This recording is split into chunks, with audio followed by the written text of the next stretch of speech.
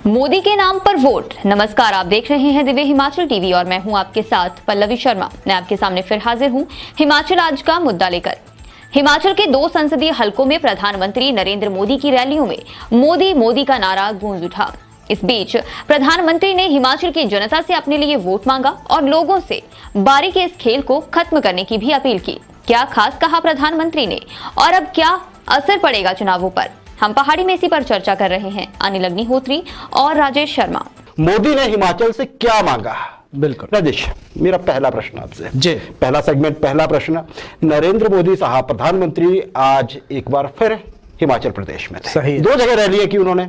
क्या क्या हुआ जरा बताइए दर्शकों को। बिल्कुल सही है। देखिए, हिमाचल के बीजेपी के चुनाव प्रचार को धार देने के लिए और रफ्तार देने के लिए आज प्रधानमंत्री नरेंद्र मोदी ने हिमाचल प्रदेश में 2 जनसभाएं की हैं।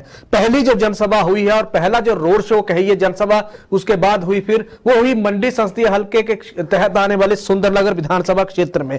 यहाँ पे सबसे पहले प्रधानमंत्री पहुंचे, फिर यहाँ के बाद उन्होंने रुख किया सोलन यानी कि शिमला संसदीय हल्के का सोलन के ठोडो मैदान में इनकी सभा रखी गई थी। सबसे बड़ी महत्वपूर्ण चीज, हिमाचल प्रदेश के साथ प्रधानमंत्री ने खुद को जिस तरह से कनेक्ट करते हैं आज भी किया, जनता से वोट की अपील की, साथ ही साथ कुछ महत्वपूर्ण चीजें कही और फिर कांग्रेस पे भी प्रधानमंत्री ने निशाना साधा। सुंदरनगर में सबसे पहले प्रधानमंत्री थे तो उन्होंने यहां लोगों से सेवा के लिए अगले 5 साल और एक मौका देने की बात कही है और उन्होंने यह कहा कि वो दिल्ली में हिमाचल प्रदेश का बेटा बनकर बैठे हैं तो हिमाचल प्रदेश की जनता उन्हें सेवा का मौका फिर से दे, 5 साल बीजेपी यहां सरकार बनाए। इसके बाद सोलन पहुंचे अग्निहोत्री जी और सोलन में भी उन्होंने वही अपील की कि आपका एक वोट अगले सिर्फ 5 साल के लिए नहीं होगा, यह हिमाचल प्रदेश के अगले 25 साल की विकास की गाथा को लिखेगा। इसलिए लोग सोच समझ के वोट दें और भारतीय जनता पार्टी से उन्होंने लोगों से बीजेपी के पक्ष में उन्होंने अपील की है। उत्तराखंड, उत्तर प्रदेश 2 राज्यों का उदाहरण उन्होंने रिवाज बदलने का दिया है और उन्होंने यह कहा कि दिल्ली से जो योजनाएं चलती हैं उसको हिमाचल प्रदेश में किस तरह से क्रियान्वित किया जाएगा, इसका उदाहरण उन्होंने जयराम ठाकुर का दिया है। जो रिवाज बदलने का नारा बीजेपी ने दिया है उसी का उन्होंने समर्थन किया है और उन्होंने एक चीज और महत्वपूर्ण कही है कि हिमाचल प्रदेश की जनता का एक एक वोट प्रधानमंत्री नरेंद्र मोदी के लिए वोट होगा। यानी कि अपना चेहरा इन चुनावों में प्रधानमंत्री नरेंद्र मोदी ने हिमाचल प्रदेश के चुनावी रण में आगे कर दिया। अग्निहोत्री जी, चुनावी रण में आगे कर दिया। इसलिए मोदी ने हिमाचल से क्या मांगा? एक वोट मांगा एक व्यक्ति से। बिल्कुल उन्होंने यही जो कांग्रेस आरोप लगाती रही है, क्योंकि कांग्रेस को पता भी है कि भाजपा की ये बड़ी ताकत हो सकती है जब प्रधानमंत्री का चेहरा आगे कर दिया जाएगा। सही है। वही आज स्वयं प्रधानमंत्री ने कहा। राजेश, एक और बात है जी, बहुत रिसर्च के बाद कांग्रेस ने 10 गारंटीज बनाई थी। सही है ना, और उसमें सब कुछ हम आगे आज जो घोषणा पत्र जारी हुआ है उसमें भी चर्चा करेंगे कांग्रेस। जी, इन 10 गारंटियों पे कांग्रेस की आज प्रधानमंत्री ने चुन चुन के निशाना साधा है। बिल्कुल, क्या कहा?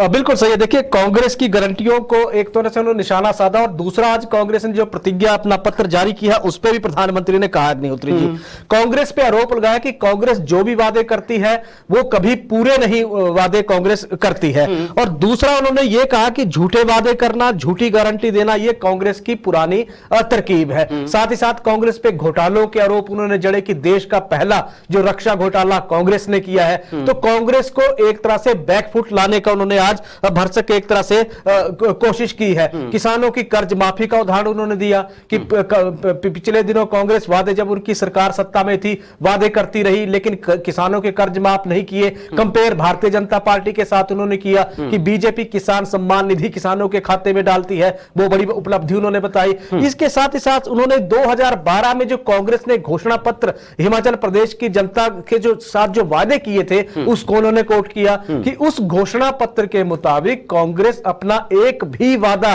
हिमाचल प्रदेश में 5 साल में पूरे नहीं कर पाई और इसीलिए प्रदेश के लोगों ने फिर कांग्रेस पे भरोसा नहीं जताया। तो कांग्रेस की जितनी गारंटियां हैं उन्होंने सीधे तौर पे उनको खारिज कर दिया। और दूसरी एक महत्वपूर्ण चीज और भी अग्निहोत्री जी, क्योंकि कांग्रेस ने ओपीएस को लेकर कर्मचारियों से बहुत बड़ा एक वादा कर रखा है, पहली गारंटी कर्मचारियों को दी गई है। आज प्रधानमंत्री नरेंद्र मोदी से एक तरह से बीजेपी को बहुत आस थी, प्रदेश के कर्मचारी वर्ग को आस थी, क्योंकि 2 संसदीय हलकों में रैलियां होने जा रही थी। ओपीएस को लेकर बीजेपी के स्टैंड पे उम्मीद थी कि प्रधानमंत्री कुछ कहेंगे।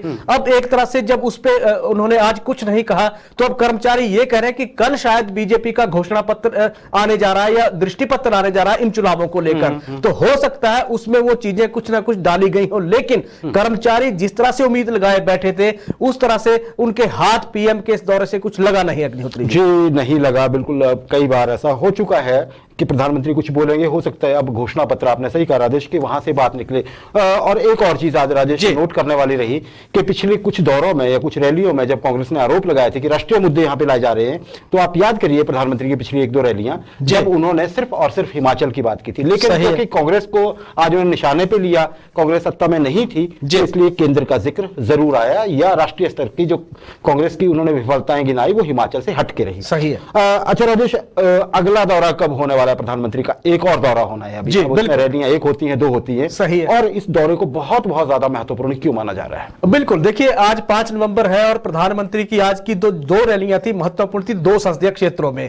आने वाले जो 9 नवंबर है, क्योंकि 12 नवंबर को हिमाचल प्रदेश में वोटिंग है, 9 नवंबर को 2 और संसदीय हलकों में प्रधानमंत्री नरेंद्र मोदी की रैली और जनसभाएं होने जा रही है। पहली होगी कांगड़ा के शाहपुर विधानसभा क्षेत्र के चंबी मैदान में होगी, इससे पहले भी पीएम यहां जनसभाएं कर चुके हैं। और दूसरी जो इनका जो जनसभा रखी गई है हमीरपुर संसदीय क्षेत्र के तहत सुजानपुर में यह जनसभा रखी गई है। अब यह महत्वपूर्ण इसलिए है क्योंकि बीजेपी के लिए देखें तो एक तरह से चुनावी माहौल जो बनाने की कोशिश की जाएगी, सबसे बड़ा भारतीय जनता पार्टी का चेहरा प्रधानमंत्री नरेंद्र मोदी हैं। हिमाचल प्रदेश में आए हैं, आएंगे, बार बार आएंगे, 9 को फिर आ रहे हैं, तो फिर वो माहौल बनाने की एक तरह से पार्टी के पक्ष में कोशिश करेंगे। क्योंकि पीएम का जो फेस अग्निहोत्री, जो भीड़ को आकर्षित करने वाला भारतीय जनता पार्टी के पास सबसे बड़ा चेहरा है। अभी तक हम देखें तो ताकत तो बीजेपी ने पूरी झोंक दी है। हर विधानसभा क्षेत्र में कई बड़े नेताओं की, मंत्रियों की, केंद्रीय मंत्रियों की, सभी की रैलियां हो रही हैं। लेकिन जो प्रधानमंत्री का चेहरा है उसको भाजपा ने आगे किया है, तो कहीं ना कहीं इस चेहरे को आगे करके भारतीय जनता पार्टी इन चुनावों में जो माइलेज लेना चाहती है, इसीलिए उसी माइलेज को ध्यान में रखते हुए यह अगले जो दौरा पीएम का होने वाला है बहुत महत्वपूर्ण माना जा रहा है। जी राजेश, आपने सही कहा। देखिए, जहां तक प्रधानमंत्री की रैलियों की बात है और बाकी नेताओं की रैलियों की बात है, उसमें एक फर्क साफ नजर आ रहा है जी। प्रधानमंत्री की रैलियों में बहुत भीड़ पहुंच रही है, चाहे वो आप ये समझिए कि फसल का टाइम है या लोग खेतों बिजी, फिर भी लोग पहुंच रहे हैं जी। बाकी नेताओं के साथ ऐसा नहीं कहा जा सकता कि वहां बहुत ज्यादा भीड़ पहुंच रही है, संख्या के अंतर। खैर, ये बड़ी बात भी है कि मोदी साहब का चेहरा और हिमाचल से जो कनेक्ट करते हैं वो कोई और नेता बोल भी नहीं सकता है बीजेपी की तरफ से। अच्छा राजेश, ये तो हो गई प्रधानमंत्री की बात। अब कल फिर से अगर भाजपा का ही हम जिक्र करें जी, कल एक बार फिर से बड़ी ज्यादा रैलियां करने जा रही है भारतीय जनता पार्टी। क्या लग रहा है? 30 अक्टूबर थी शायद उस दिन जी, जब है ना जी, जब नॉमिनेशन के ठीक अगले दिन सभी विधानसभा क्षेत्रों में कांग्रेस की रैलियां हुई थी और बड़े बड़े नेता पहुंचे थे।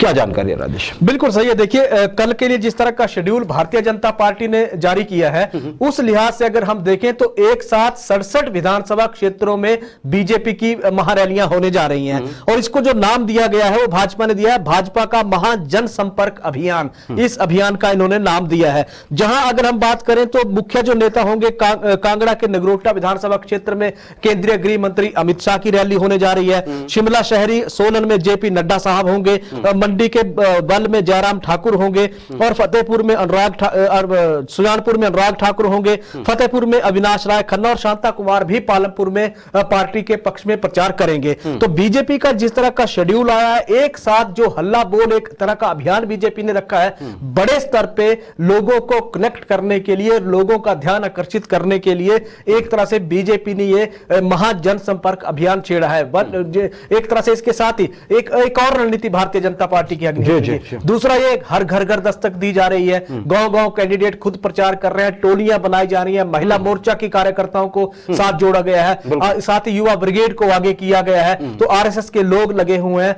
पूरी ताकत भारतीय जनता पार्टी ने चुनाव चुनावी जो माहौल है इसको कैश करने के लिए बना दी है। दूसरी तरफ देखें तो आज प्रधानमंत्री आए थे, लेकिन उससे पहले जब प्रधानमंत्री अगर हम देखें तो जो डेरा ब्यास है, डेरा ब्यास में भी प्रधानमंत्री आप देखिए कि डेरा ब्यास प्रमुख वहां उनसे मिले, उनसे मुलाकात उन्होंने की। तो बिल्कुल, तो इस मुलाकात को भी अगर हम देखते हैं तो इसके भी सियासी मायने जो है अग्निहोत्री जी बहुत ज्यादा निकल रहे हैं। पहली चीज को यह देखें कि जो राधा स्वामी डेरा ब्यास है इसके हिमाचल प्रदेश में कम से कम 5 लाख अनुयायी हैं, और अगर प्रधानमंत्री सबसे पहले वहां जा रहे हैं, हिमाचल आने से पहले वहां जा रहे हैं, तो फिर इस संदेश को साफ समझा जा सकता है। क्योंकि अगर हम 2012 में देखें तो यही परिस्थितियां कमोबेश, जब चुनावी दहलीज हमारी दहलीज पे चुनाव खड़ा था तो वीरभद्र सिंह ने भी मुलाकात उनसे की थी। उसके बाद किस तरह का माहौल बदला, क्या परिस्थितियां रही, ये तमाम तरह की कैलकुलेशन है जो सियासी इस रण में बड़ी महत्वपूर्ण भूमिका निभाने जा रही है। जी राजेश, बिल्कुल भारतीय जनता पार्टी वो काम करने की प्रयास कर रही है हिमाचल में जो अभी तक इतिहास में कभी नहीं हुआ। बहुत बड़ा माइलस्टोन है जिसे अचीव करने का प्रयास हो रहा है, रिवाज बदलने का। हाँ बिल्कुल, रिवाज बदलने का, तो इसलिए